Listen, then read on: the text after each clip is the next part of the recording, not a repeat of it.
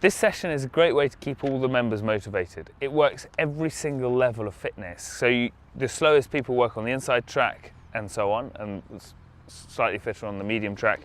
When we go to the triple push, I sometimes drop that down to a double push. Read your membership group. Even a double push is utterly brutal.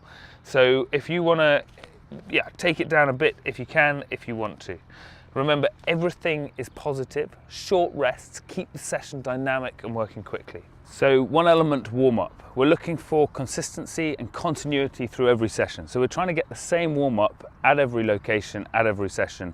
And this gives the members an opportunity to learn the warm up, to do it each week, to get to know each other, and they get 5 or 10 minutes to talk to each other before we then move into the dynamic session. So the layout of the warm up is 12 steps wide, 30 steps long, and every 5 steps I put down a cone. So then the actual warm-up, we do a very simple run, a dynamic stretch, and an isometric stretch. So we jog through the grid and then round the edge and back in at 50%. Then you go through a dynamic stretch. So for example, a side squat where you're going sideways, deep squat, a couple of steps, squat again. Then you come back in, and then we do a hamstring stretch, which is the isometric one. So just bouncing into a hamstring and maybe accelerating off. And then the other leg, and so on. Then we come back in. So you've done your run, you've done your dynamic stretch, you've done your isometric. When you get back in, we then go back into a run, but we build it from 50% sprint to a 60% sprint. Round the edge, jog gently in. When you get in, a new dynamic stretch. So this one could be facing sideways, twisting, bouncing. And then we come back in, a new isometric stretch. So this one might be a quad stretch followed by a small acceleration and then the other leg. Then you come back in, you go back into your run. So you're now 80%, so beg your pardon, 70% sprint. We need a dynamic exercise, so maybe a walking lunge with a stretch. So first off, just stretching the hips each side, and then maybe you go into a lunge with a twist, so lunging and rotating. And then further forward, you're going lunge and lift. Back in, another isometric exercise. So this time you might do, not entirely isometric, but maybe a high kick. So just stretching the hamstrings off and kicking back to get the hip flexors, and so on. Around the edge, back in, we're now into 80%. See, 80% sprint through, new dynamic stretch. This time maybe side squats the other way, or twisting the other way, or changing directions. Back in, new isometric exercise. So this is high knee over a hurdle, for example. A couple of steps other leg. So just trying, not necessarily isometric, but just taking it a bit more gently. Come back in, 90% sprint. Back in. This time another dynamic stretch. So this time maybe changing direction. So I'm explosive one way, explosive the other. Trying to really get the energy up for the group now. Trying to maybe push them so they can't talk quite so much. Back in, another isometric exercise.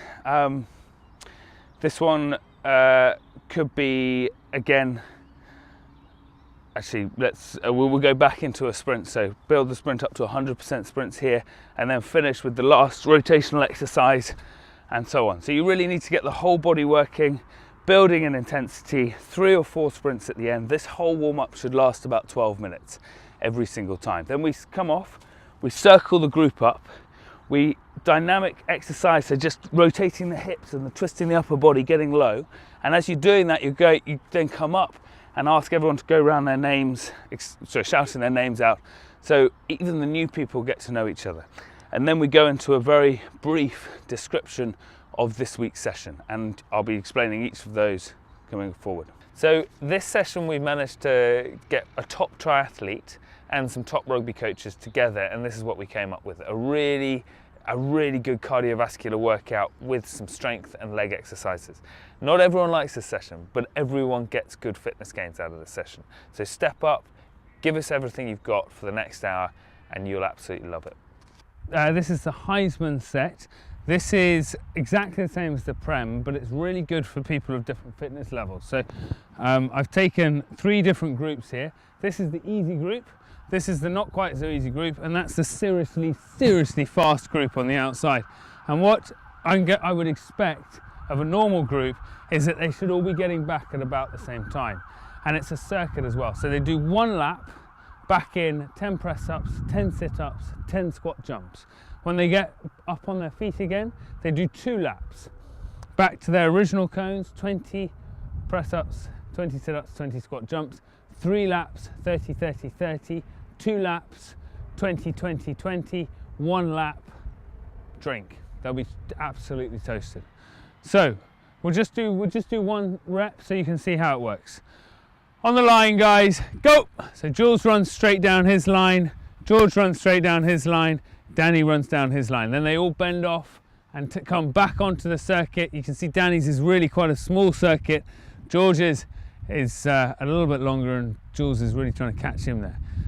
It's good, Jules. Go past him if you can, because you're going to have to get out further as well. They come round. Now cut back in here, Danny, if you can. That's good, George. And then they get in, they do 10 press-ups, 10 sit-ups, 10 squat jumps, and then they do 2 laps, 20, 20, 20. Crystal clear? This is I think one of the best sets that we have. You split the group into 2 lines. I tend to call them forwards and backs. So forwards are this line, or George's line, and backs are facing them, eyeballing them, beginning to strike up a bit of competitiveness. So George's line, the forwards, I'm going to shout a few instructions to him. So I either shout left or right, so he can run left or right, or I shout backwards, in which case he runs backwards. Sprint is the end of the warm-up grid, that's the 30-meter cone, and back in, hard as he can. Or push, in which case he drops low and pushes the partner back 2 cones. I'll also shout down, which is just getting down and back up. The whole idea with this is to get the intensity as high as you possibly can. So as fewer left, rights and backs as you can, lots of sprints, lots of pushes. I do 2 pushes, 2 sprints. So George, are you ready? Sprint! So here he's sprinting hard as he can to the end of the warm-up grid. It's good, back in hard, Maisie. And you've got a whole line of people hopefully doing this. As soon as you get in, down, up, push. Hits the ground, pops up, pushes his partner back 2 cones. That's good. Back in fast, George. Danny's talking to him, telling him about turn and sprint, George, turn and sprint. So you see it's really high intensity, hits the cardio, hits the lactic, testing him. Really good reflection of sports training, really good reflection of rugby training. Down, up, push, last push he's going to be doing. Down, up, hit and drive, George. Come on, working the legs hard as you can, back in fast. And as you can see, it's exhausting. At this point, we swap it over, get Danny to tap him on the back and tell him how well he's done, and swap it over, other person works. So number 7, repetitive push. This is a really, really tough exercise. You need to be kind to the members, you need to talk them up, you need to get the other members, their partners, really motivating them and telling them how well they're doing.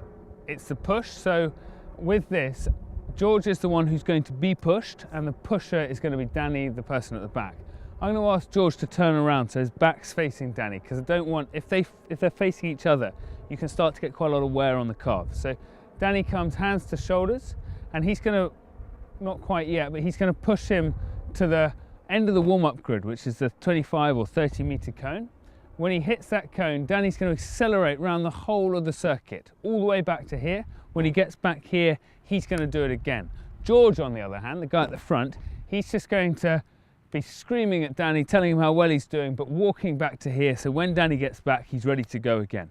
It's really tough. This is partly triathlon, this is partly rugby fitness. It's really, really effective. Okay, so Danny, just going to demonstrate 1 on the line, go! Pushing. Now, if you've got a big line of people, you want to try and get them lined up equally. So on the first set, you're going to get some people who are stronger, some people who aren't quite so strong. But when you get them into the second rep, it's good, George. So you just jog back in, George. George, just jog it back in so you're back here, but talking him up.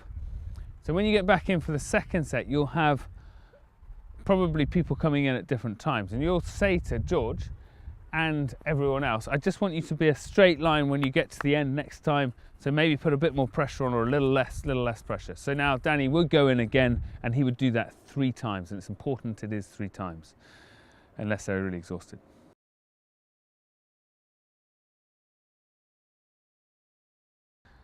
So we've come to the end of the session. We're looking to do a cool down or a stretch. A cool down You might want to do a reverse shuttle run, so you go 100% to the longest cone and then decrease in energy as you come down. Then we've hit about 55 minutes of the session. We've got a 5-minute stretch. Frankly, it doesn't have to be that good. You can explain to the members while you're stretching that actually isometric stretches are best done when their muscles are cold. I tend to just do, particularly in the winter when the ground's wet and cold, I do a quick salutation to the sun, or slow salutation to the sun, with a few extra stretches pushed in. You can do any stretch you like, but it needn't be more than about 5 minutes. As I'm going through it, I'll go through it now, but as I'm going through it, I also talk to the members about events coming up, and about various things that have been good about the session, that sort of thing. So I tend to ask them to legs wide, roll forward, forehead touches the grass. Obviously you can't get anywhere near the grass, especially if you're as inflexible as I am. Then hands hit the ground, feet go back, hips go high, chin goes low. Stretch that and hold that for longer than I'm going to do it, but not too long. Then hips go high, chin high.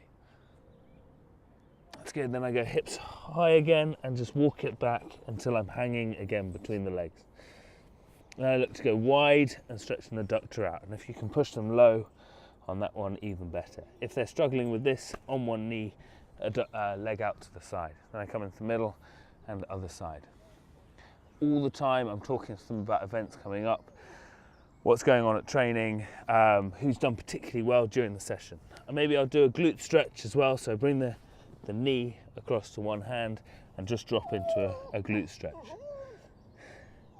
Then the other leg, and so on. After I've done both of those, I might look into an adductor stretch, so into one kneeling side, push the hip forward, kneeling side, hand high, and rotate away from that back leg. And again, holding for 30 seconds or so. While I'm in this position, I might go into a hamstring stretch. So that's pretty much it. Maybe finishing with a quad stretch. And I always end the sessions with getting the members as a whole group to face the sun, put their hands on the back of the head, shut the eyes, 3 or 4 long, slow, mindful breaths, just trying to bring them back into the moment, trying to take the energy, the heart rate down a bit. And then we stop, if we can get them to clap, and then head home. So hopefully it's feeling really positive at the end of the session.